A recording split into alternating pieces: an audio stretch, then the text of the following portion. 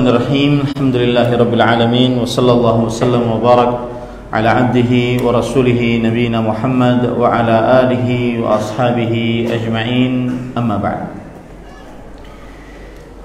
Alhamdulillah, kita bersyukur pada Allah Subhanahu wa taala yang telah memudahkan kita untuk melaksanakan salat Isya secara berjamaah. Semoga seluruh amal ibadah kita diterima oleh Allah Subhanahu wa taala. Allahumma amin. Kemudian contoh istri yang durhaka yang keenam adalah yang kelima adalah berbicara dengan seorang lelaki yang bukan mahramnya tanpa izin suaminya. Berbicara dengan seorang lelaki yang bukan mahramnya tanpa izin suaminya. Dalam sebuah perkataan dari sahabat Nabi Ali bin Abi Thalib radhiyallahu anhu, disebutkan dari kitab Makarimul Akhlaq yang ditulis oleh Al-Kharaiti, bahwa menantu Rasul sallallahu alaihi wasallam ini, Ali bin Abi Thalib radhiyallahu anhu, berkata, naha an tukallaman nisa'u ya'ni fi buyutihinna illa bi'izni azwajihinna, bahwa Rasulullah sallallahu alaihi wasallam melarang untuk para istri-istri dibicarai di dalam rumah-rumah suaminya kecuali dengan izin suaminya. Kalau kita di zaman sekarang, maka bukan hanya sekedar lingkupan rumah, akan tetapi juga semua alat-alat dan cara-cara seorang manusia zaman sekarang berkomunikasi. Maka termasuk kedurhakaan seorang istri terhadap suaminya adalah berbicara dengan seorang lelaki yang bukan mahramnya, baik melalui kehidupan nyata ataupun kehidupan melalui hubungan media sosial, kecuali dengan izin suaminya. Dan ini kalau diterapkan, niscaya akan jauh perselingkuhan, niscaya akan jauh dari ketidakharmonisan di antara suami istri. Lihat penjelasan Imam Al-Munawi rahimahullah, ulama Islam abad ke-11 Hijriah, wafat pada tahun 1035 Hijriah, dari Mesir. Beliau mempunyai kitab Faidul Qadir. Beliau mengatakan, li'annahu madhinnatun wuqu'il fahishah bitaswiri syaitan. Karena seorang istri berbicara dengan laki-laki yang bukan mahramnya tanpa izin suaminya adalah sebuah sangkawaksa, sebuah hal yang bisa disangkai terjadinya perbuatan fahisyah dengan bisikan syaitan. Dan itu sering terjadi. Kok saya ngobrol sama laki-laki ini lebih enak dibandingkan suami saya? Dan itu bisikan syaitan. Kok dia lebih mau ngobrol dengan saya dibandingkan dengan suami saya? Maka itulah bisikan syaitan.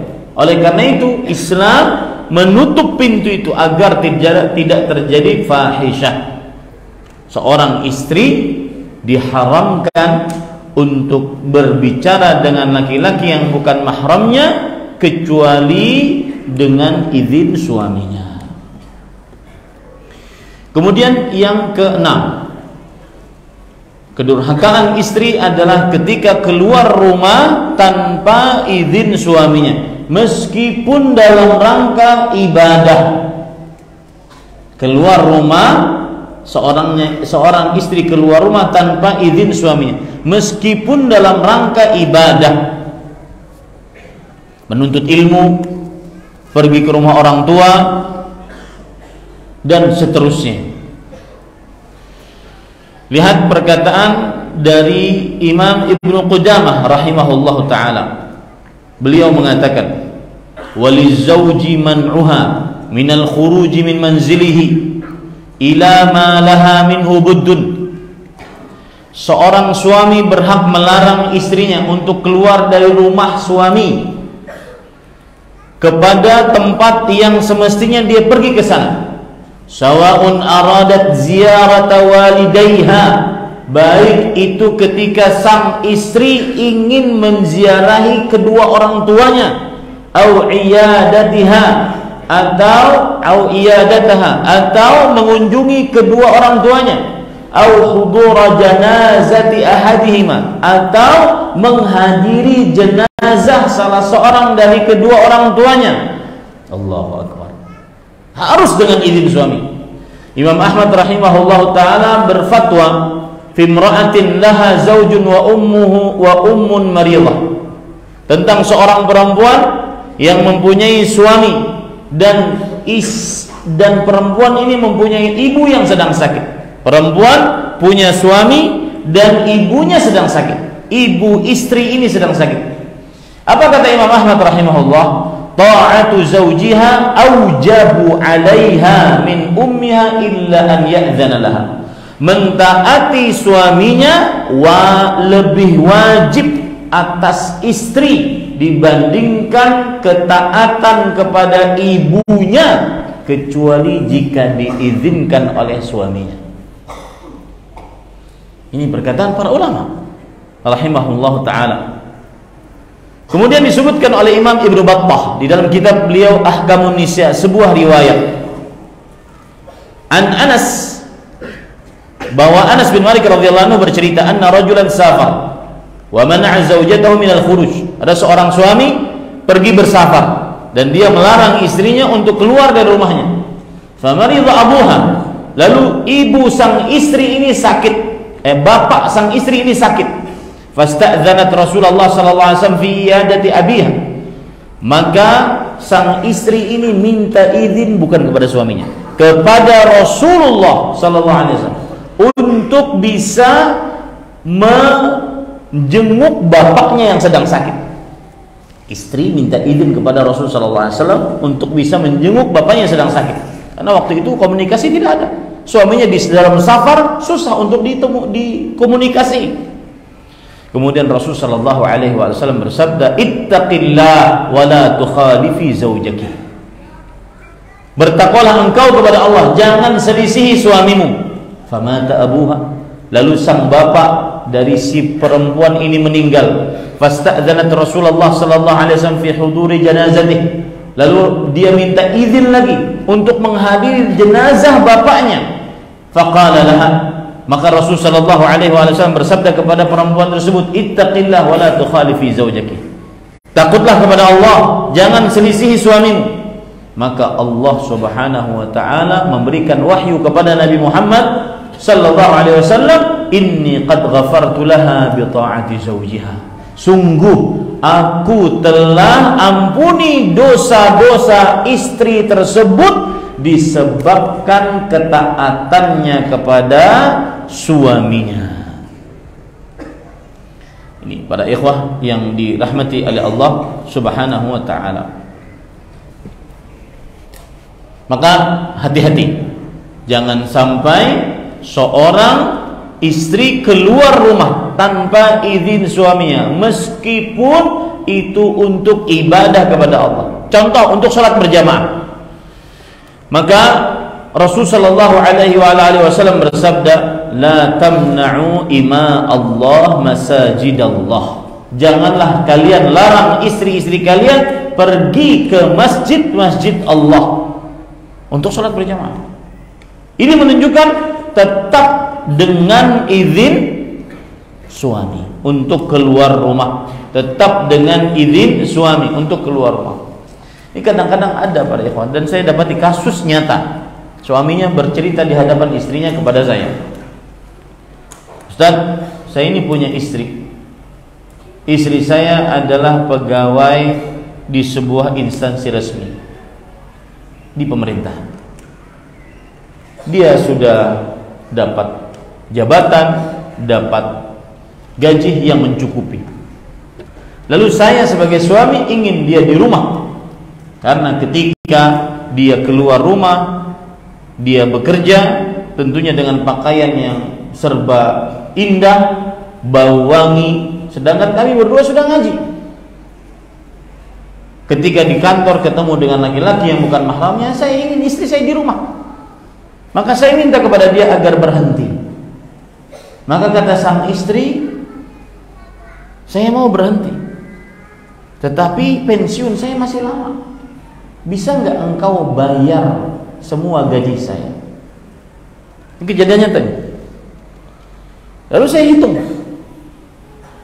ternyata keluar angka 1,5 miliar gajinya sampai dia apa? Dia pensiun. Dan saya kasih cash waktu itu, nih 1,5 miliar, berhenti sekarang. Tetap nggak mau. Berarti bukan urusan dapat gaji atau tidak, urusan ingin keluar rumah. Dan Allah Subhanahu wa taala berfirman, "Wa qarna fi buyutikunna wa la tabarrajna tabarrujal jahiliyatil ula." Diamlah kalian wahai perempuan di rumah-rumah kalian. Rasul sallallahu alaihi wasallam bersabda, "Wa buyutuhunna khairul lahunna." Rumah-rumah perempuan lebih baik bagi mereka dibandingkan masjid-masjid Allah untuk sholat di dalamnya. Bahkan lebih baik daripada masjid Rasulullah SAW untuk sholat di dalamnya. Nah ini, jadi urusannya para ikhwan yang dirahmati oleh Allah Subhanahu Wa Taala, kadang-kadang bukannya perempuan tersebut menginginkan dunia, tetapi memang ingin keluar rumah, dan itu adalah bisikan syaitan. Itu adalah bisikan syaitan kepada seorang perempuan. Baik. Kemudian ada perkataan dari Syekhul Islam Ibnu Taimiyah rahimahullah. Ini bagi perempuan yang sering keluar rumah tanpa izin suaminya. Ancamannya disebutkan oleh Imam Syekhul Islam Ibnu Taimiyah rahimahullah dalam kitab Majmu'ul Fatawa. Idza kharajatil mar'ah min darihi bighairi idzni fala nafaqata laha wala kiswa. Jika seorang perempuan keluar dari rumah suaminya tanpa izin suaminya, maka tidak ada nafkah apapun untuk istri tersebut, tidak ada pakaian apapun untuk istri tersebut. Ini adalah hukuman bagi seorang istri yang keluar rumah tanpa izin suaminya. Ini tentunya jika suaminya saleh, jika suaminya amanah, baik, bukan suaminya yang zalim. Kemudian lihat lagi perkataan beliau, la yahillu lizawjah an takhruja min baitiha illa bi'idznih. Tidak halal bagi istri untuk keluar dari rumah suaminya kecuali dengan izin suaminya. Wala yahillu li ahadin an ya'khudhaha ilaih. Tidak boleh, tidak halal seorang pun untuk mengambil istri tersebut kepadanya. Wa yahbisa an zawjiha, dan menahan dari suaminya. Tak boleh. Misalkan ada bapaknya ngambil anak perempuannya dan menahan dari suaminya, enggak boleh. Sawaun kana dzalika likauniha murdi'an aw likauniha qabilah. Baik itu karena dia adalah seorang yang wanita yang menyusui atau seorang wanita yang menemui, aw ghairi dzalika minas sina'at, atau hal-hal lain yang memang perempuan tersebut bekerja padanya. Wa idza kharajat min baiti zawjiha bighairi idzni kanat nashizatan 'asiyatan lillahi wa rasulih mustahiqqatan lil 'uqubah. Jika seorang istri keluar dari rumah suaminya tanpa izin suaminya, maka berarti dia telah melakukan nusyuz. Nusyuz artinya lancang, melanggar suami, tidak taat, bermaksiat kepada Allah dan Rasulnya, berhak untuk dapat hukuman. Ini para ikhwah yang dirahmati oleh Allah Subhanahu wa taala. Kemudian kedurhakaan selanjutnya yang dimiliki oleh sang istri adalah ketika sang istri tidak menjaga harta suaminya, menghamburkan harta suaminya. Bahkan seorang istri termasuk adab, lihat perkataan saya, termasuk adab bagi seorang istri saat bersedekah, berinfak, menjalankan harta dirinya, diri sang istri, termasuk adab dia memberitahukan dan minta izin kepada suaminya meskipun tidak wajib. Termasuk adab. Kenapa demikian? Karena Rasulullah SAW bersabda dalam hadis riwayat Imam Ahmad dari Amr bin Shu'aib, dari bapaknya, dari kakeknya. Rasulullah SAW bersabda, la yajuzu limra'ah atiyatun illa bi'izni zawjiha. Tidak boleh seorang perempuan memberikan sebuah pemberian kecuali dengan izin suaminya. Ustaz, kalau itu hartanya sang istri bagaimana? Adabnya minta izin. Adabnya apa? Minta izin. Dalam riwayat yang lain, la yajuzu limra'atin amrun fi maliha illa idza malaka zawjuha ismatuha. Tidak boleh seorang perempuan untuk melakukan sebuah perkara pada harta istri. Tidak boleh seorang istri melakukan sebuah perkara pada hartanya yang istri tersebut masih memiliki suami kecuali dengan izin suaminya. Ini para ikhwan yang dirahmati oleh Allah Subhanahu wa taala. Yang selanjutnya, kedurhakaan istri. Oh, Ustaz, malam ini banyak, Ustaz. Kemarin kezaliman suami cuma sedikit. Ini kedurhakaan istri kok banyak. Maka para ikhwan yang dirahmati oleh Allah, yang selanjutnya adalah termasuk kedurhakaan istri adalah minta sesuatu yang di luar kesanggupan suami. Minta sesuatu yang di luar kesanggupan suami, terlalu memberatkan sang suami. Contoh, lihat Rasulullah SAW terhadap istri-istrinya dan bagaimana sikap istri-istrinya kepada Rasulullah SAW. Dalam hadis riwayat Bukhari, Aisyah radhiyallahu anha bercerita, "Ma syabi'a alu Muhammadin min khubzin sya'irin yawmaini mutatabi'ain hatta qubida Rasul sallallahu alaihi wasallam." Tidak pernah istri Nabi Muhammad sallallahu alaihi wasallam kenyang dari roti yang terbuat dari gandum yang halus 2 hari berturut-turut sampai dicabut nyawanya Rasulullah sallallahu alaihi wasallam. Sampai dicabut nyawanya Rasulullah sallallahu alaihi wasallam. Lihat, istri Nabi bercerita tidak pernah istri-istri Nabi kenyang dari roti yang terbuat dari gandum yang halus 2 hari berturut-turut, dan mereka sabar akan hal itu. Dalam riwayat yang lain, bahwa riwayat Bukhari juga, Aisyah radhiyallahu anha bercerita, kata Aisyah, perhatikan ibu-ibu, saudari-saudari, terutama yang kita di zaman sekarang semuanya diukur dengan duit, ya, dengan duit.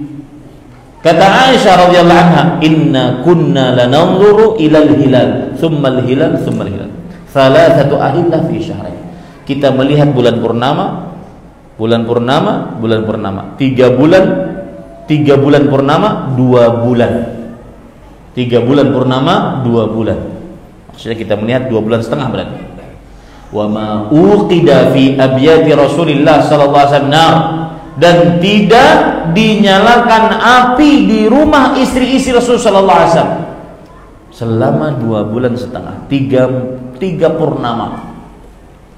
Lalu Urwah bin Zubair, keponakannya Aisyah radhiyallahu anha, bertanya, "Ya khalah, fama kana ya'ishukum?"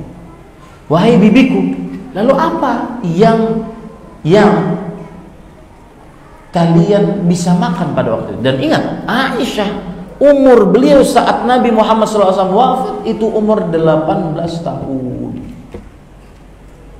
Wanita yang mungkin di zaman sekarang susah untuk diajak prihatin. 18 tahun. Nabi Muhammad sallallahu alaihi wasallam wafat, umur Aisyah radhiyallahu anha 18 tahun. Jar suami malam ini, tuh dengarin. Jangan minta macam-macam.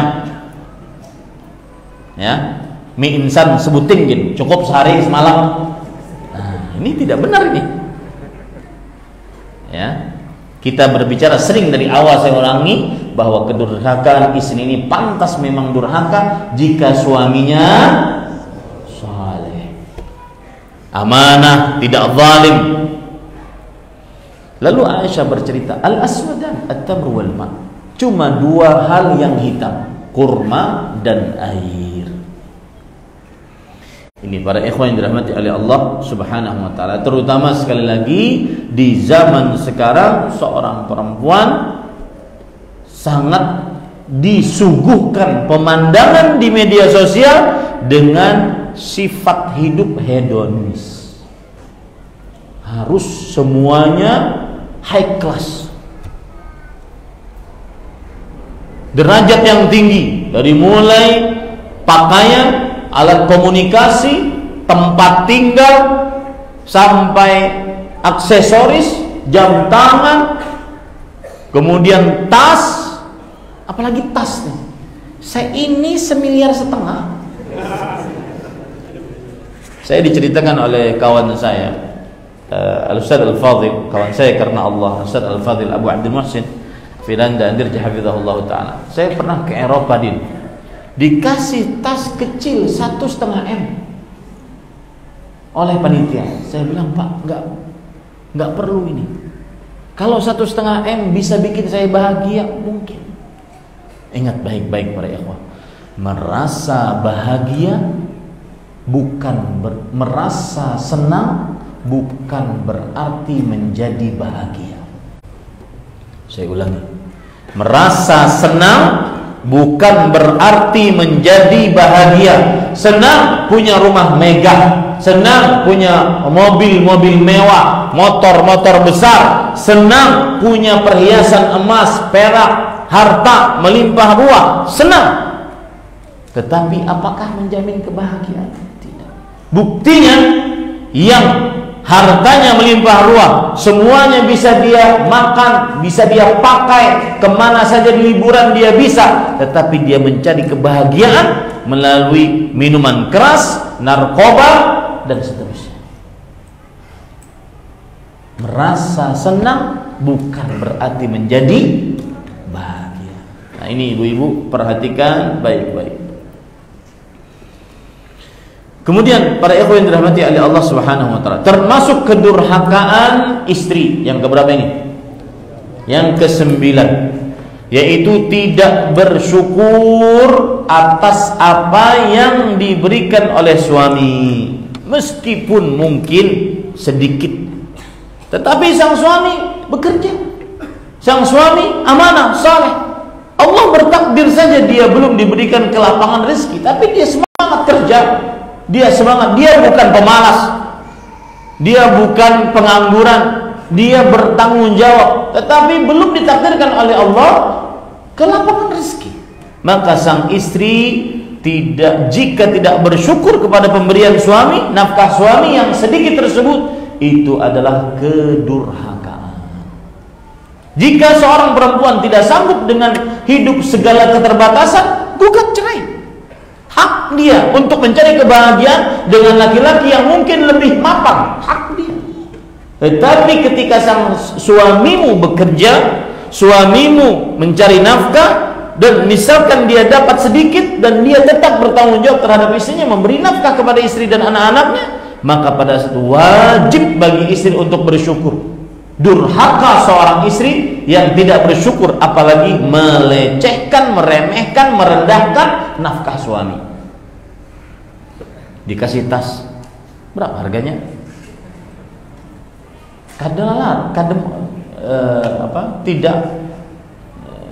Tidak bisa saya membeli yang begitu mahal. Ini cuma 200.000. 200.000. Super aku pakai. Allah. Ya, bersyukur bersyukurlah sang istri mendapatkan istri yang bisa qanaah, puas dengan pemberian Allah Subhanahu wa ta'ala. Lihat ancaman bagi istri yang durhaka dengan jenis kedurhakaan seperti ini. Dalam hadis yang diriwayatkan oleh Imam Al-Munziri, oleh Imam An-Nasai, la yanzurullah, Allah tidak melihat ilam ra'ah, kepada seorang perempuan la tashkuru li zawjiha wa hiya la tastaghni anhu.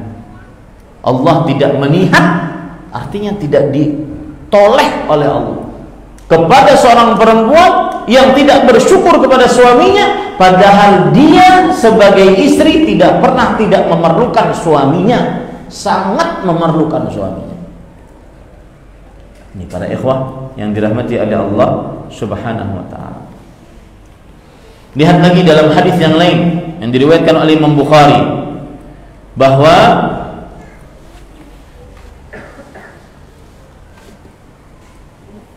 Nabi Muhammad SAW menyebutkan seorang istri yang tidak bersyukur terhadap suaminya, perbuatan ini disebut sebagai kekufuran meskipun tidak mengeluarkan agama Islam. Dan perbuatan seperti ini bagi seorang istri menyebabkan dia masuk ke dalam neraka jahanam. Hati-hati ibu-ibu, saudari-saudari muslimah, sabarlah dengan keadaan ekonomi suami. Dari Asma, anak perempuan Zaid Al-Ansariyah radhiyallahu anha, beliau bercerita, marra bin Nabi sallallahu alaihi wasallam wa ana fi jiwari atrabin li fasallama alaina iyyakunna wa kufral muna'imi. Suatu ketika Rasulullah SAW melewati kami dan kami sedang duduk-duduk. Lalu Rasulullah SAW mengucapkan salam, assalamualaikum warahmatullahi wabarakatuh. Ini menunjukkan bahwasanya boleh seorang lelaki mengucapkan salam kepada para perempuan asal dijamin aman dari fitnah. Kemudian Rasulullah SAW berpesan, hati-hati kalian wahai para perempuan dari sikap kekufuran terhadap orang yang memberikan nafkah kepada kalian. Lalu Rasulullah SAW, lalu para perempuan tersebut bertanya, wa ma kufral muna'imi, apa yang dimaksud dengan kekufuran kepada orang yang memberikan nikmat kepada kalian? Kemudian Rasulullah SAW bahkan menjelaskan secara rinci. Perhatikan ini ibu-ibu, saudari-saudari muslim. La'alla ihdakunna tatulu aimatuha min abawaiha. Mungkin ada seorang anak perempuan dimanja oleh kedua orang tuanya, thumma yarzuquha Allahu zawjan, lalu Allah memberikan rezeki kepada anak perempuan ini dengan suami, wa yarzuqu minhu waladan, kemudian dari suami ini akhirnya mereka punya anak, fataghdabul ghadbah fatakfur, lalu sang anak perempuan ini mungkin sedang kesal dengan istrinya, dengan suaminya, akhirnya dia mengkufuri seluruh kebaikan suami selama ini dengan mengatakan ma ra'aitu minka khairan qat, aku tidak pernah melihat kebaikan sedikit pun dari engkau wahai suamiku. Kalau ulun suaminya, anak kita 5, tuh anak 5 kebaikan apa lagi? Pahamlah ya. Ini para ikhwah yang dirahmati oleh Allah Subhanahu wa ta'ala. Dan suami kadang-kadang, para ikhwah yang dirahmati oleh Allah, dia itu pelupa. Misalkan seorang suami keluar dari kantornya, dia ingin berbuat baik kepada istrinya, dia telepon, sayang mau pulang nih, mau dibelikan apa, dia udah niat baik. Sang istri mengatakan nasi goreng dibelokkan sebelah kiri itu ada yang nyaman gitu. Siap, 86 siap. Langsung jalan, terlihat martabak, kada ingat nasi goreng, nungkar martabak si suami. Sampai rumah, sang istri kan nasi goreng, nasi goreng, nasi goreng. Pas dibuka, kenapa martabak pian tukar? Dasar pian nih, kada pernah perhatian lawan dulu, kada pernahnya ini nandur angkat. Pahamlah pian acil-acil, ocil.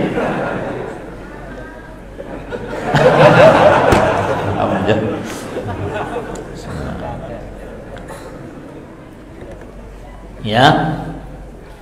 Kata-kata kada pernah pian tuh perhatian, padahal sekali itu hanya keringat.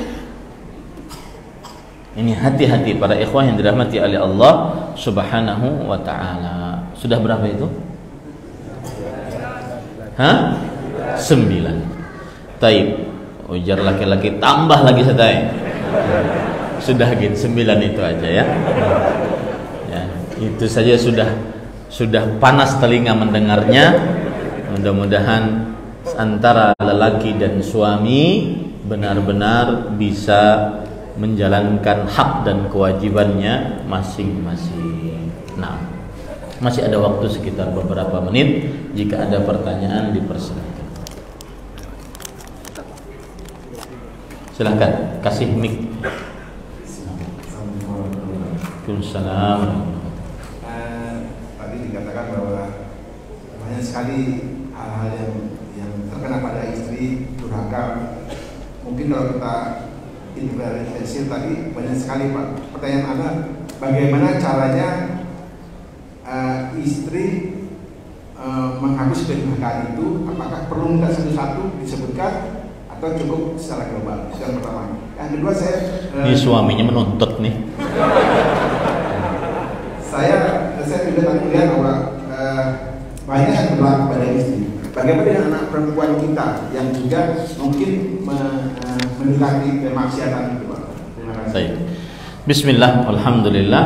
Maka jawabannya adalah jika seorang istri pernah mengerjakan hal-hal yang merupakan kedurhakaan tadi, maka itu berarti dia wajib minta ridha kepada suaminya.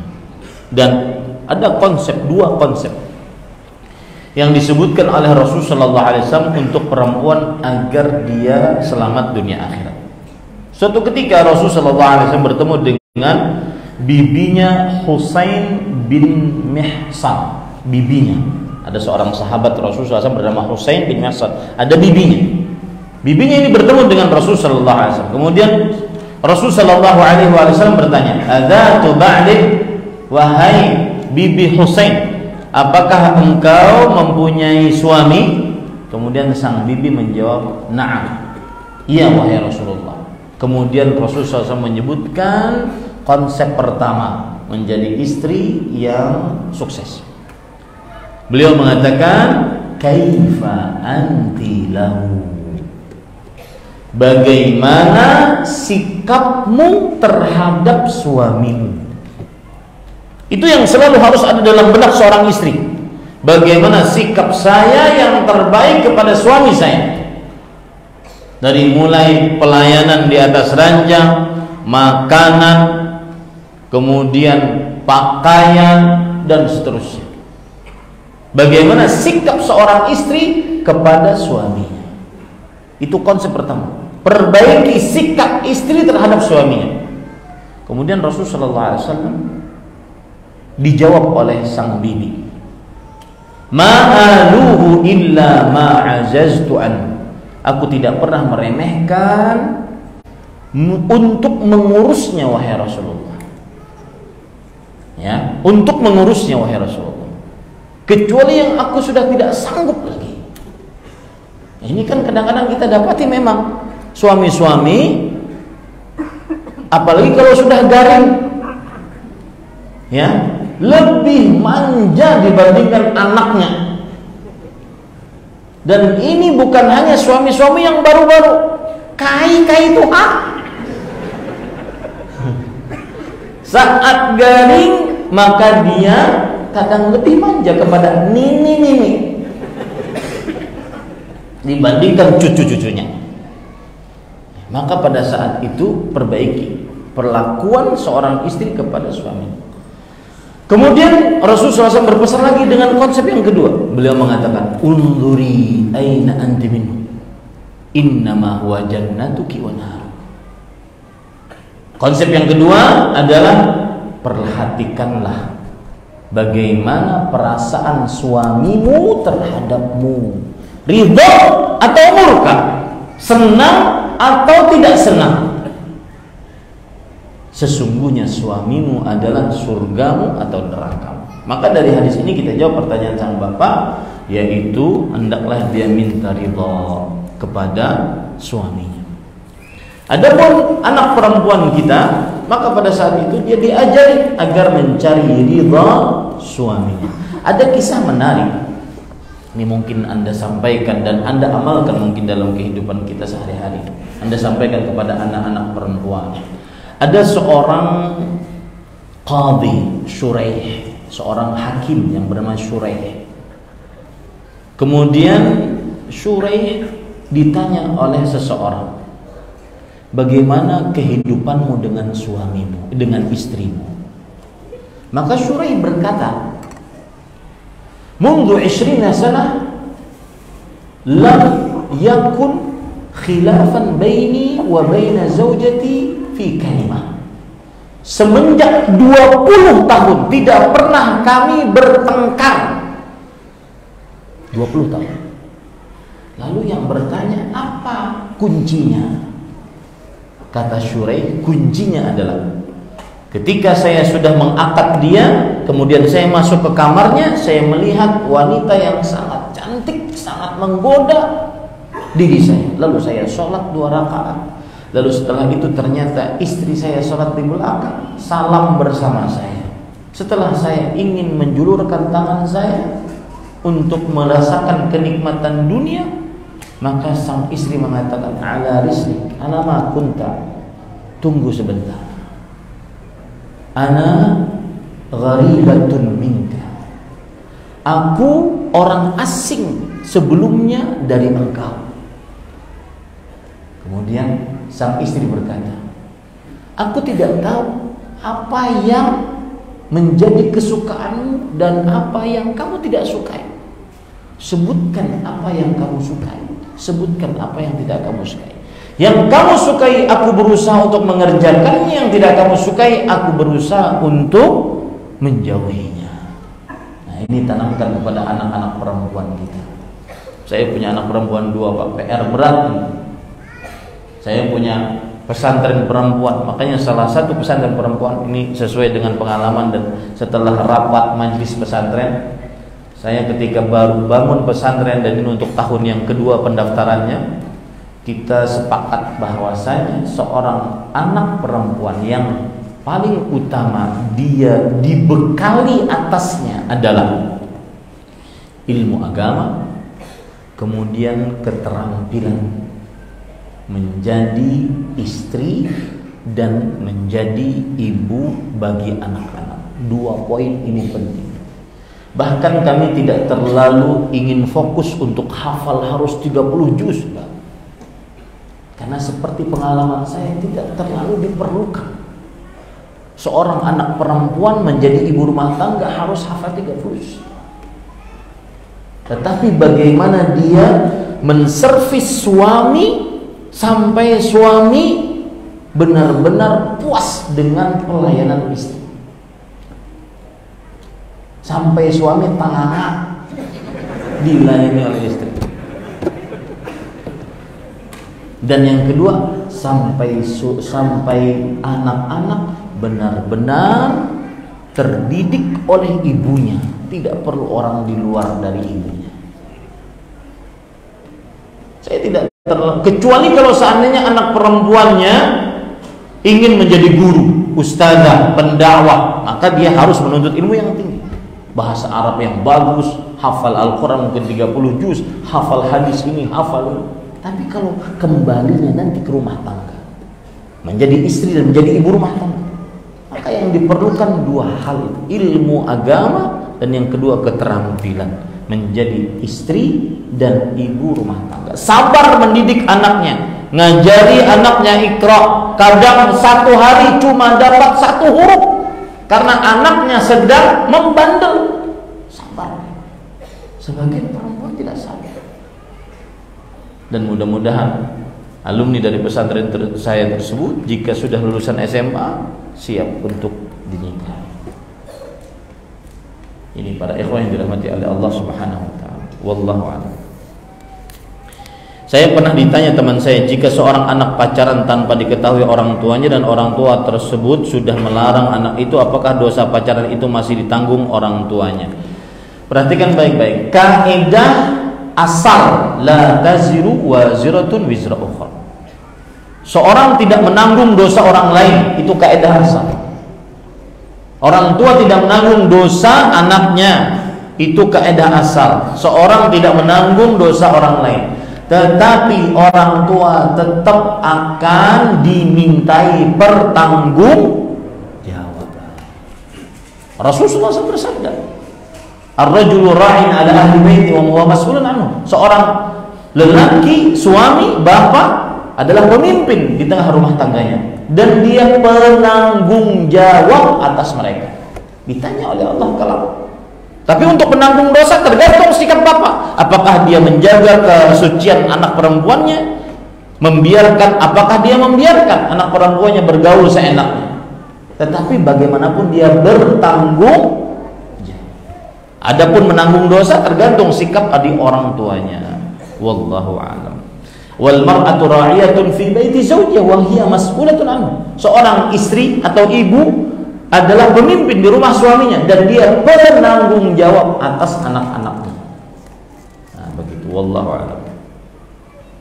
Saya seorang pemuda yang alhamdulillah sudah mengaji sunnah beberapa bulan terakhir ini. Yang ingin saya tanyakan, saya sedang menderita kecanduan istimna, masturbasi, dan saya sudah lelah dengan lingkaran setan ini. Bagaimana saya melepaskan diri dengan kecanduan ini? Apakah saya termasuk orang munafik? Setiap dosa kesendirian menunjukkan kepada kemunafikan. Ya, tapi dengan bertanya ini, mudah-mudahan ini adalah takdir Allah agar pemuda yang bertanya ini dan pemuda yang semisal dengan ini termasuk diberi petunjuk oleh Allah Subhanahu wa taala. Saya akan sebutkan dulu.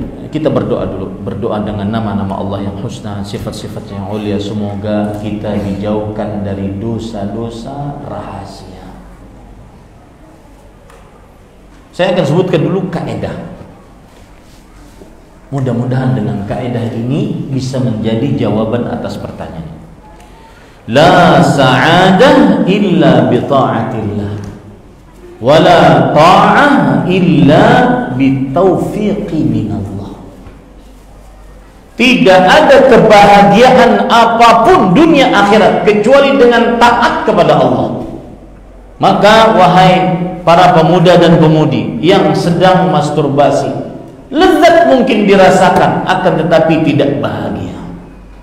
Kebahagiaan hati hanya ada dengan ketaatan kepada Allah. Sholat, bermunajat, baca Quran, berzikir, duduk di majelis ilmu, itu kebahagiaan. Tidak ada ketaatan kecuali dengan ketaatan kepada Allah. Tidak ada kebahagiaan kecuali dengan ketaatan kepada Allah. Dan tidak ada ketaatan kecuali dengan petunjuk dari Allah. Maka mintalah petunjuk dari Allah.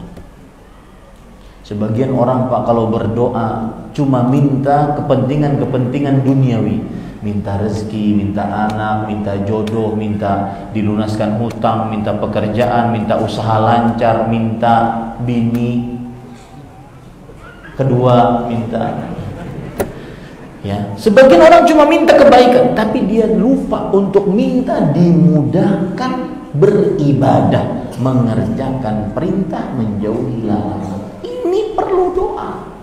Bukankah Allah berfirman, ayatnya minimal 17 kali sehari kita baca, Iyyaka na'budu wa iyyaka nasta'in.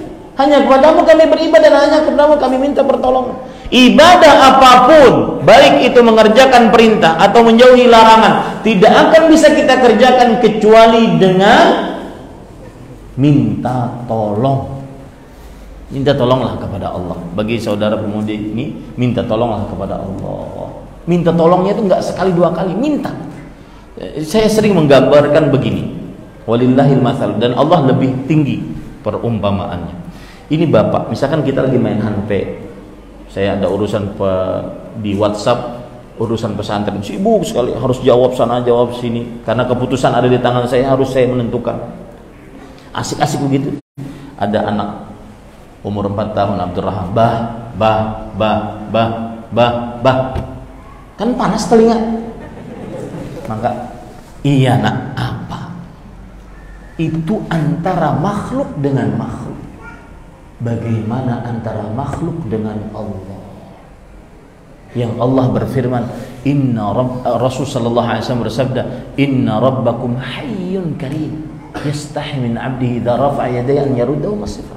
Allah itu Maha Pemurah, Maha Pemalu. Allah malu jika hambanya mengangkat kedua tangannya, kemudian Allah kabulkan dengan sebuah kekosongan. Mintanya itu terus menerus. Ya Allah, ya minta, terus minta. Terus minta, terutama di waktu-waktu musyrik. Minta, terus minta. Jangan pernah berhenti. Jangan pernah berkata, saya sudah minta Ustaz, tapi tetap. Dan saya pernah mendapati yang lebih daripada ini. Seorang pemuda habis kajian mengejar saya. Ustaz, susah. Yang Ustaz katakan itu susah, meninggalkan maksiat saat sendiri. Susah. Kenapa?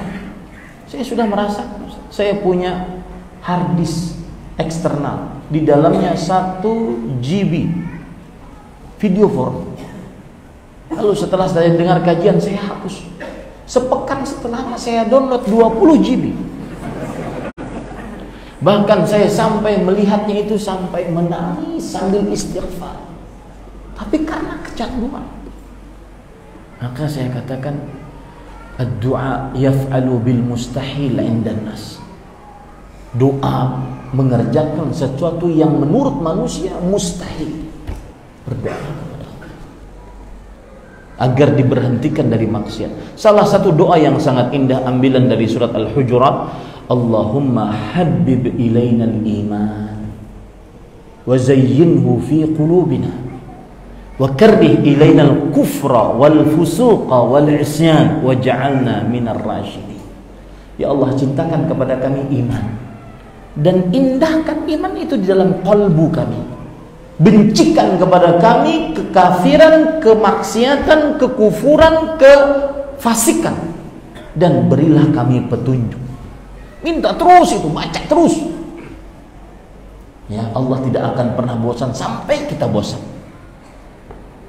Berdoalah kepada Allah dan berhusnudzanlah kepada Allah Subhanahu wa taala. Kemudian yang kedua, saat sesudah istimna, saya tidak mengajari untuk yang seperti ini, tetapi ini adalah obat. Ambillah air wudu, kemudian sholat, kemudian mandi junublah, kemudian sholatlah 2 rakaat, istighfar terus. Karena Allah Subhanahu wa taala bersabda, wa atbi'il hasanata wa atbi'is sayyi'atil hasanah tamhuha. Ikutilah perbuatan dosa dengan perbuatan baik, maka perbuatan baik tersebut akan menghapuskan dosa. Wah Ustaz, ada solusi berarti nih? Bukan untuk meremehkan maksiat, tetapi itu untuk cara bertobat kepada Allah Subhanahu wa taala. Wallahu a'lam. Kemudian yang ketiga adalah jangan sendirian. Jangan sendirian, karena ini namanya adalah dosa saat sendiri. Makanya dalam bahasa Arab, masturbasi itu namanya al-'adah as-sirriyah, kebiasaan rahasia. Maka jangan jadikan itu rahasia. Maksudnya keadaan kita jangan selalu sendirian di kamar, kunci. Biarkan orang bisa masuk kamar kita agar kita dijaga oleh Allah Subhanahu wa taala. Wallahu a'lam. Apa hukum istri yang menolak keinginan suami yang ingin menambah anak lagi dengan alasan ingin istirahat dulu mengurus anak dan fokus belajar agama? Maka jawabannya diharamkan hal ini, kecuali sang istri merasa sangat lemah. Kenapa? Karena tujuan menikah adalah mendapatkan keturunan. Tazawwadul wadud al-walud. Menikahlah dengan wanita yang pecinta, romantis, dan memiliki banyak anak. Tujuan syariat dari menikah adalah memiliki banyak anak, kecuali sang istri sangat lemah. Seperti misalkan, Ustaz, tahun yang lalu saya sebulanan Ramadan gak bisa puasa.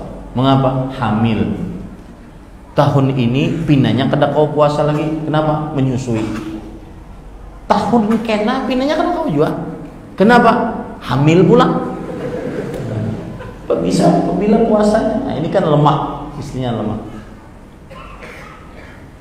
Ya, maka salah satu solusinya poligami tadi. Ya. Kata si bapak di samping saya, durhaka istri yang melarang suaminya poligami. Tidak semudah itu, wahai bapak.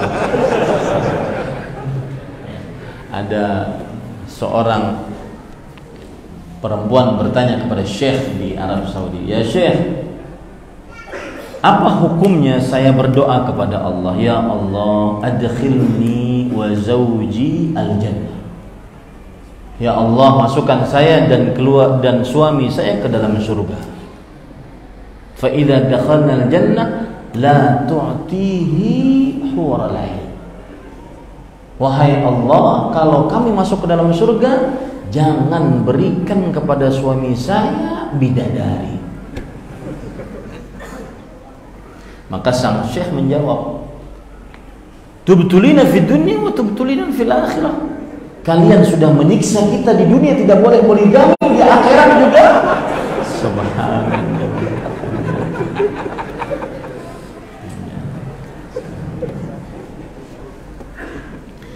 Baik. Sampai mana tadi kita? Sebenarnya bingung. Karena ini live ini ditonton mamanya.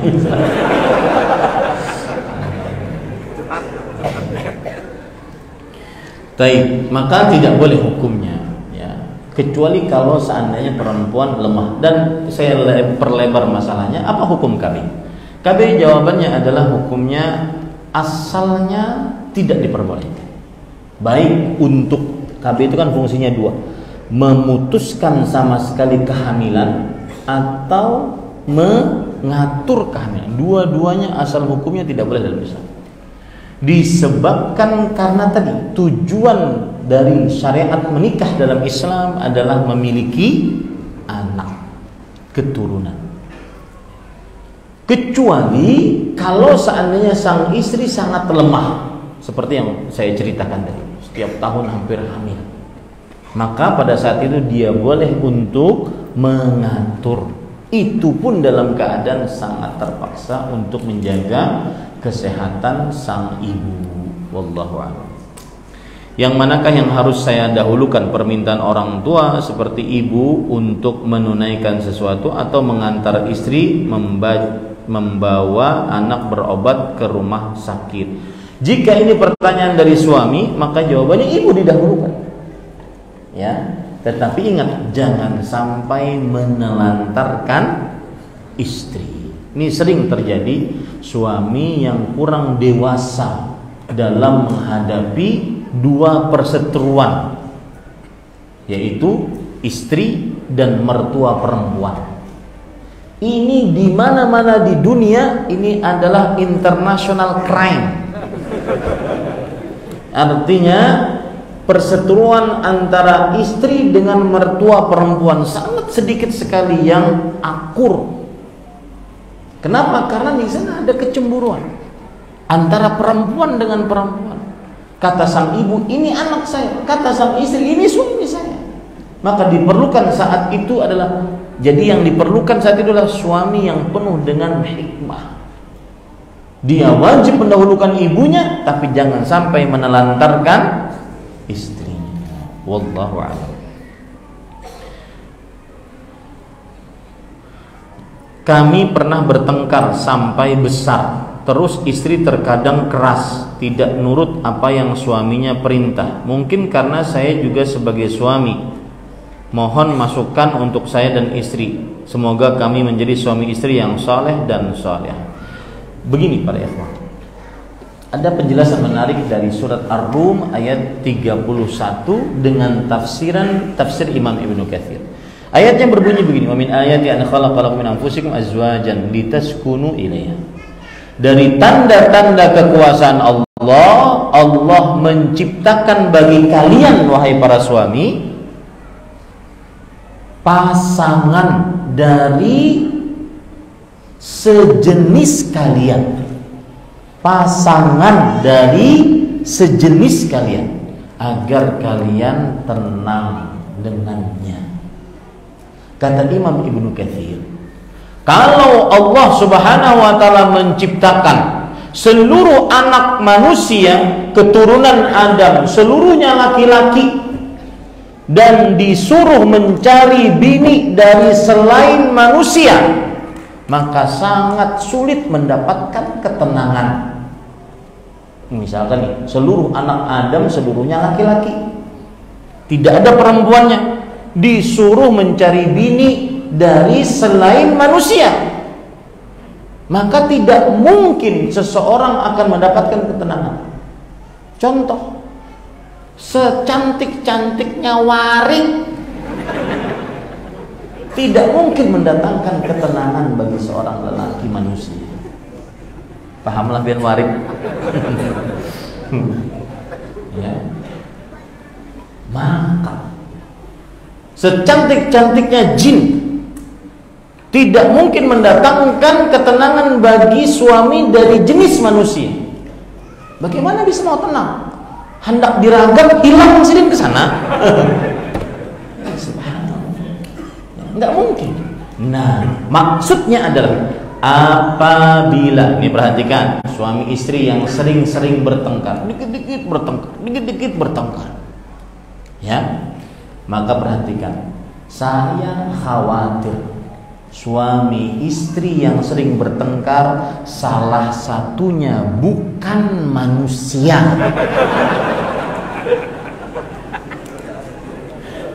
Ya, berdasarkan keterangan tadi. Ya. Maka nanti yang bertanya ini pas lagi bertengkar, ayo yang manusia, ya, behinip manusia, yang warik aja yang macam. Wallahu a'lam. Bagaimana menasihati pasangan yang meremehkan aurat kaki atau dan sikut yang selalu terlihat ketika keluar rumah kalau dikasih tahu pengototan? Nah, bahasanya pengototan. Maka jawabannya ini harus ada langkah-langkahnya. Yang pertama, sang suami harus memiliki ilmu batasan aurat bagi perempuan. Baru setelah itu dia ajarkan baik-baik kepada istrinya. Batasan aurat perempuan di hadapan suaminya, batasan aurat perempuan di hadapan laki-laki yang merupakan mahramnya tapi bukan suami, batasan aurat perempuan di hadapan laki-laki yang bukan mahramnya, batasan aurat perempuan di hadapan wanita muslimah, batasan aurat perempuan di hadapan wanita kafirah. Ujar suami yang hadir, ulun kada tahu berata tuh, makanya belajar beruntung aja. Ya, belajar. Nah, itu langkah pertama. Langkah yang kedua adalah sebutkan keutamaan bagi perempuan yang menutup dengan sempurna auratnya. Yang ketiga, sebutkan ancaman-ancaman dalam agama yang menyebutkan seorang perempuan yang tidak menutup auratnya dengan sempurna. Kemudian yang keempat, berdoa kepada Allah agar sang istri taat kepada suaminya. Wallahu a'lam. Mohon nasihatnya untuk istri saya yang meremehkan aurat ini sudah tadi, aurat kaki ketika keluar rumah.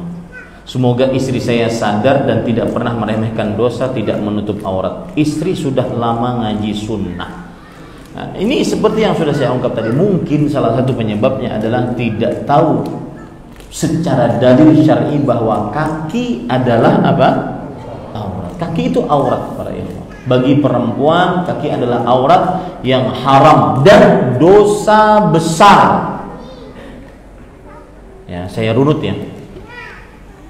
Perempuan yang, ini salah satu langkah yang saya sebutkan tadi, yaitu mengancamkan ancaman. Perempuan yang memperlihatkan kaki dengan sengaja ke hadapan laki-laki yang bukan mahramnya, maka dia satu, melaksanakan dosa besar. Dan dosa tidak dikatakan besar kecuali ketika diancam dengan laknat, murka, siksa atau azab tertentu di dunia atau akhirat. Dua, wanita ini terlaknat Ya, Rasul sallallahu alaihi wasallam bersabda, "Saya kunu fi akhir ummati nisaun kasiyat 'ariyat. Il'anuhunna fa innahunna mal'unat." Akan ada di akhir umatku wanita-wanita yang memakai pakaian tetapi telanjang.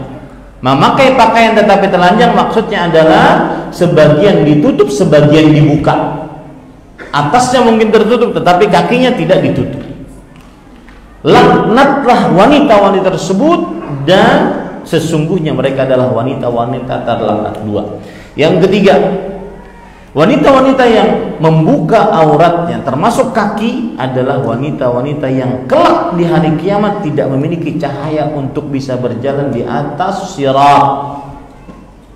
Mathalur rafilah fi zina fi ghairi mawdi'iha kamathali zulmah la nura laha. Perumpamaan wanita yang keluar dari rumahnya dengan dandanan, membuka auratnya tidak pada tempatnya, maka seperti gelap, tidak punya cahaya sama sekali. Tiga.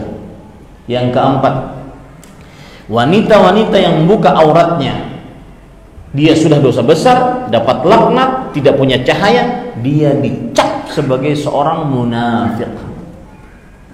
Al-mutabarrijat al-mutakhayyilat hunnal munafiqat. Wanita-wanita yang memperlihatkan auratnya, berangan-angan saja masuk dalam surga tetapi tidak taat kepada Allah, mereka adalah wanita-wanita munafik.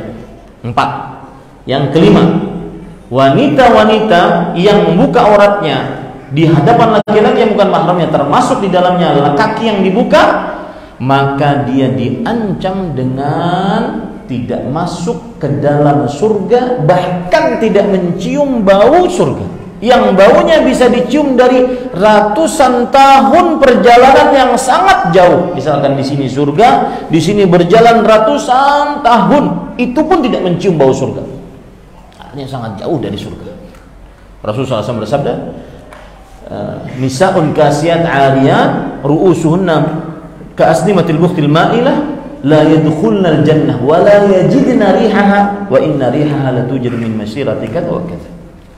Wanita-wanita yang memakai pakaian tapi telanjang, maka mereka tidak masuk ke dalam surga, tidak mencium bau surga meskipun bau surga sangat jauh. Berapa sudah tuh? 5. Yang keenam, wanita-wanita yang membuka auratnya, terutama kakinya, di hadapan laki-laki yang bukan mahramnya, maka mereka adalah wanita-wanita yang mengikuti ajaran iblis. Iblis salah satu ajarannya membuka aurat. Yang kedua, yang ketujuh, wanita-wanita yang membuka auratnya termasuk kakinya adalah wanita-wanita yang mengerjakan kebiasaan-kebiasaan kaum Yahudi dan Nasrani. 7 ancaman. Maka seorang suami harus menyelamatkan istrinya dan banyak-banyak berdoa untuk kepentingan istri. Ini yang bisa saya sampaikan, semoga yang disampaikan bermanfaat. Dan saya mohon izin mungkin bulan November depan belum bisa datang karena ada pergi safar. Mudah-mudahan kita bisa bertemu lagi pada waktu-waktu yang akan datang. Sallallahu Nabi Muhammad walhamdulillahirabbil alamin. Subhanakallahumma hamdik asyhadu an la ilaha illa anta astaghfiruka wa atubu ilaik.